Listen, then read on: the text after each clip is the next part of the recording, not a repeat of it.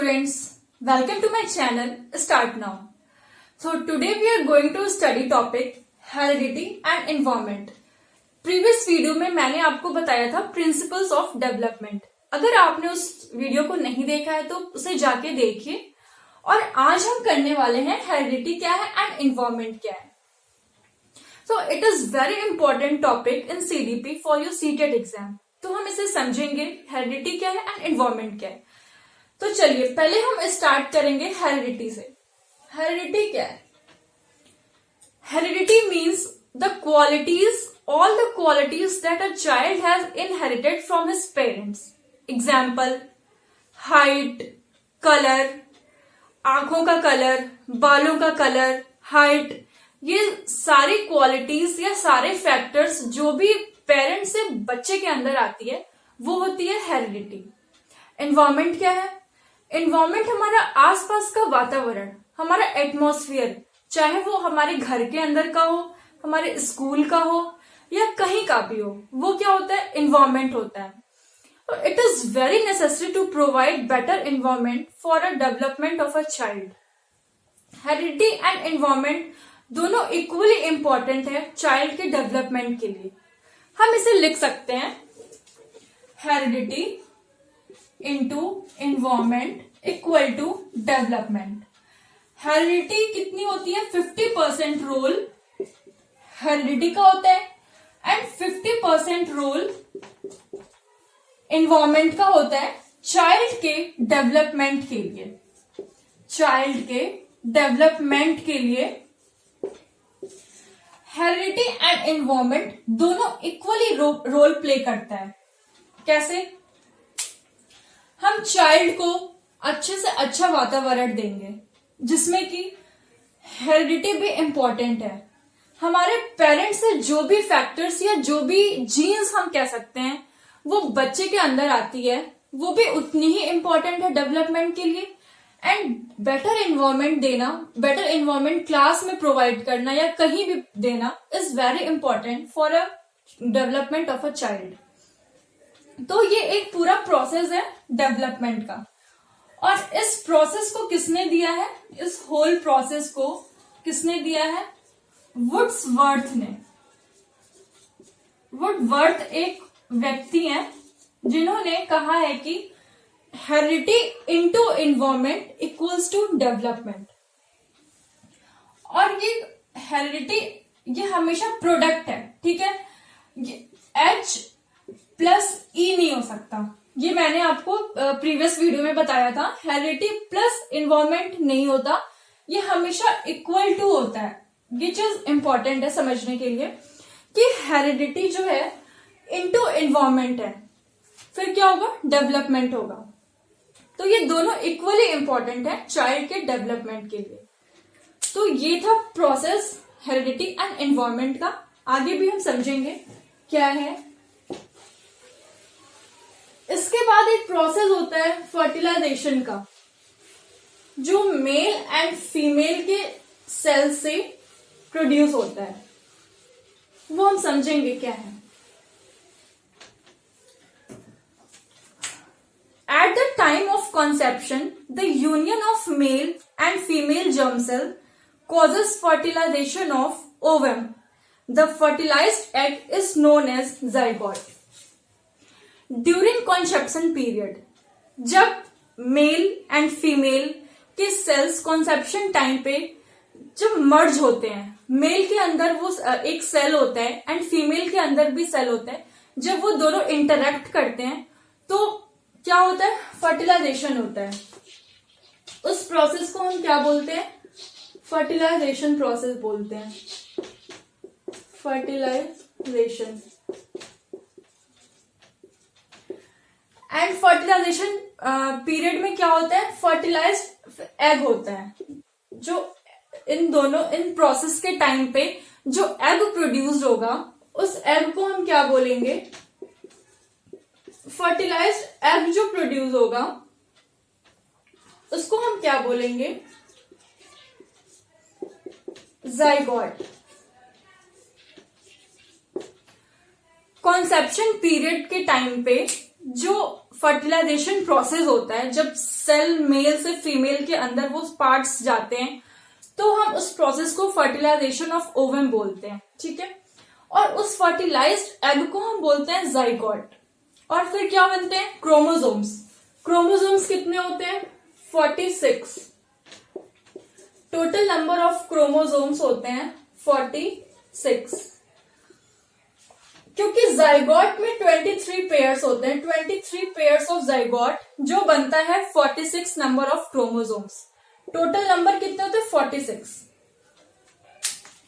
एक प्रोसेस और है समझने के लिए, एक और प्रोसेस है, ये हम करेंगे। एक तरफ है आपका मेल एंड एक तरफ है आपका फीमेल। मेल को हम बोलेंगे XX एंड फीमेल को हम बोलेंगे, सॉरी, मेल को हम बोलेंगे XY एंड फीमेल को XX, ठीक है। मेल होता है XY एंड फीमेल के अंदर होता है XX।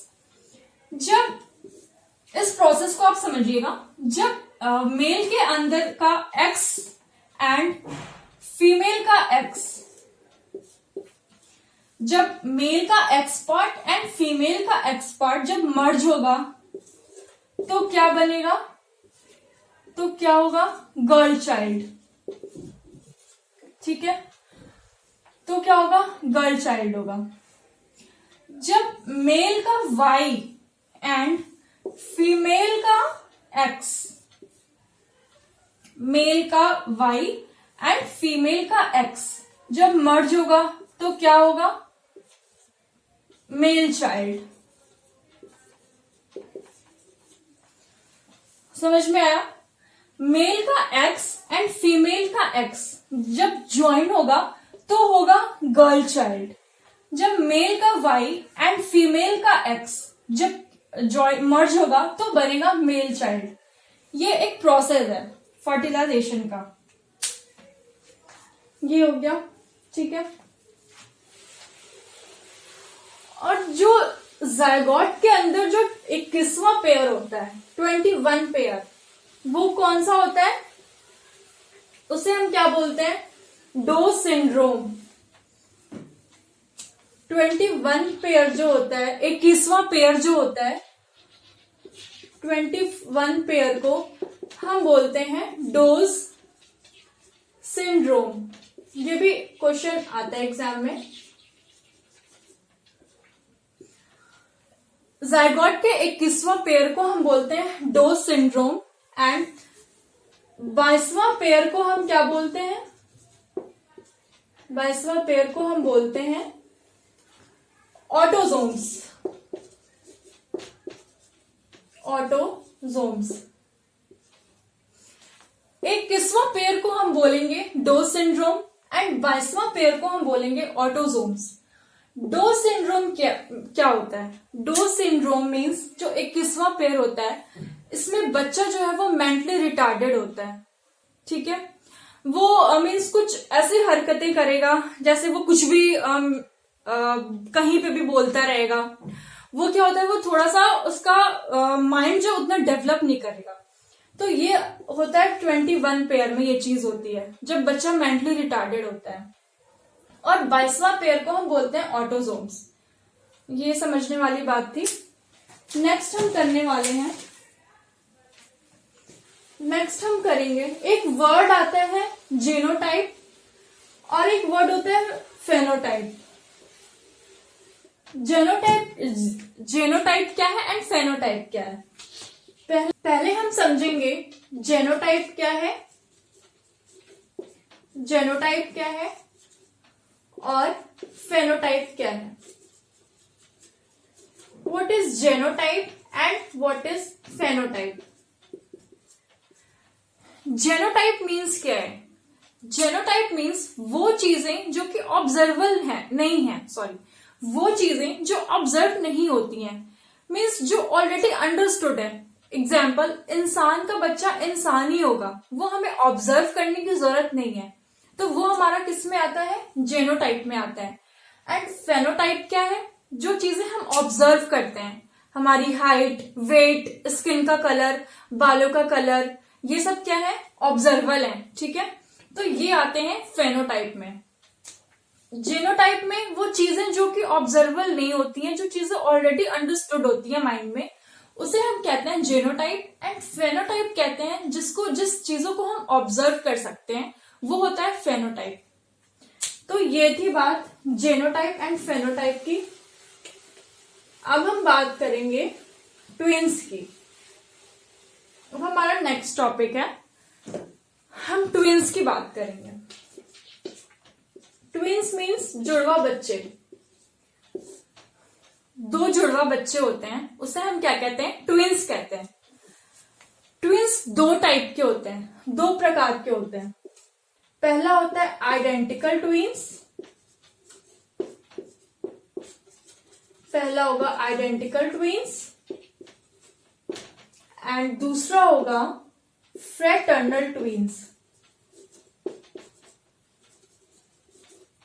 दो टाइप्स के ट्विंस होते हैं, दो टाइप्स के जुड़वा बच्चे होते हैं। एक को हम कहते हैं आइडेंटिकल ट्विंस एंड दूसरे को हम कहते हैं फ्रेटर्नल ट्विंस। आइडेंटिकल ट्विंस को हम मोनोजाइगोट कहते हैं, आइडेंटिकल ट्विंस को हम मोनोजाइगोट भी कहते हैं, एंड फ्रेटर्नल ट्विंस को हम डाइजाइगोट कहते हैं। ये भी दो टाइप्स के होते हैं, हम समझेंगे आइडेंटिकल ट्विंस कौन से होते हैं एंड फ्रेटर्नल ट्विंस कौन से होते हैं। ट्विंस कौन से होते हैं? आइडेंटिकल ट्विंस मीन्स जो कि same sex and same sperm से होते हैं। इसमें क्या है, जो दोनों बच्चे होंगे वो या तो दोनों बॉयज होंगे या फिर दोनों गर्ल होंगे। तो ये कौन से होते हैं? आइडेंटिकल ट्विंस होते हैं, जिसमें सारी चीजें सेम हो, सेम उनका सेल्स, उनके सेम जर्म्स, उनके स्पर्म्स, उनके सेम जो भी सेल्स हैं, जो भी सेम सेक्स हैं, वो क्या होगा, ये सारे आते हैं आइडेंटिकल ट्विंस में। एंड इसे हम मोनोजाइगोट भी कहते हैं। फ्रेटर्नल ट्विंस कौन से? जो दो स्पर्म एंड दो सेल्स से बने होते हैं, जिसमें डिफरेंट सेक्स होते हैं, डिफरेंट सेक्स होते हैं। इसमें एक होगा मेल चाइल्ड एंड एक होगी फीमेल चाइल्ड, ठीक है। ये होते हैं फ्रेटर्नल ट्विंस, और इसे हम बोलते हैं डाइजाइगोट। इसे हम बोलते हैं डाइजाइगोट, इसे हम बोलते हैं डाइजाइगोट। जो दो डिफरेंट सेल्स एंड दो डिफरेंट स्पर्म से बनते हैं वो होते हैं फ्रेटर्नल ट्विंस, एंड जो आइडेंटिकल, जो सेम सेक्स होते हैं वो होते हैं आइडेंटिकल ट्विंस। इसको हम मोनोजाइगोट बोलते हैं और इसे हम डाइजाइगोट बोलते हैं। तो ये थी बात ट्विंस की। एंड आइडेंटिकल ट्विंस में इनका ब्लड ग्रुप भी सेम होता है। आइडेंटिकल, इन दोनों बच्चों का जो ब्लड ग्रुप होगा वो सेम ही होगा।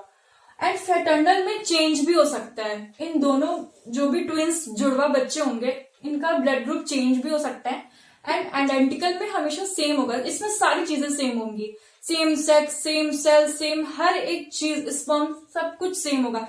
बच्चे भी सेम, दोनों बॉय बॉय होंगे, या फिर गर्ल होगी तो दोनों गर्ल होंगी। तो ये थी बात ट्विंस की।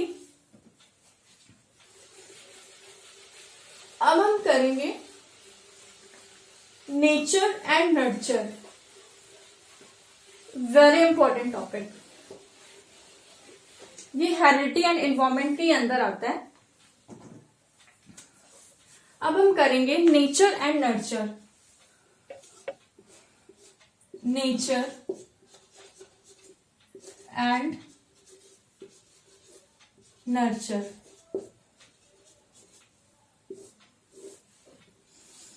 Nature and nurture. नेचर क्या है? इसको हम रिलेट करेंगे हेरिडिटी से। नेचर को हम हेरिडिटी से रिलेट करेंगे। एंड नर्चर हमारा एनवायरमेंट, इसे हम रिलेट करते हैं एनवायरमेंट से। नेचर क्या है? नेचर इज ऑलवेज फिक्स्ड, हमेशा ये फिक्स्ड होती है। जैसे कि हमारा नेचर नहीं चेंज हो सकता, ठीक है, जो हमारे हेरिडिटी से आता है वो कभी चेंज नहीं हो सकता। हम चाहे कितनी भी चाहे तो हम कर सकते हैं, पर वो चीज पॉसिबल नहीं है। ठीक है, वो क्या होती है, वो फिक्स्ड होता है, स्टैटिक होता है, फिक्स्ड एंड स्टैटिक। एंड जो एनवायरमेंट होता है वो चेंजेबल होता है, क्योंकि आपका एनवायरमेंट, आपका वातावरण हमेशा चेंज होता रहता है। ऐसा जरूरी नहीं है कि वो कहीं का भी एटमॉस्फेयर वो सेम ही तरह का हो। तो एनवायरमेंट इज डायनेमिक। ये क्या होता है, डायनेमिक होता है एंड चेंजेबल। ठीक है, हमारा एटमॉस्फेयर जो है वो चेंजेबल होता है, एंड हमारी जो हेरिडिटी होती है वो फिक्स्ड होती है एंड स्टैटिक होती है। ये थी बात नेचर एंड नर्चर की। Nature will be always fixed and nurture is always dynamic, हमेशा चेंज होती रहती है। तो ये थी बात नेचर एंड नर्चर की। इतना काफी है आज के लिए। आगे हम टॉपिक नेक्स्ट वीडियो में अब करेंगे।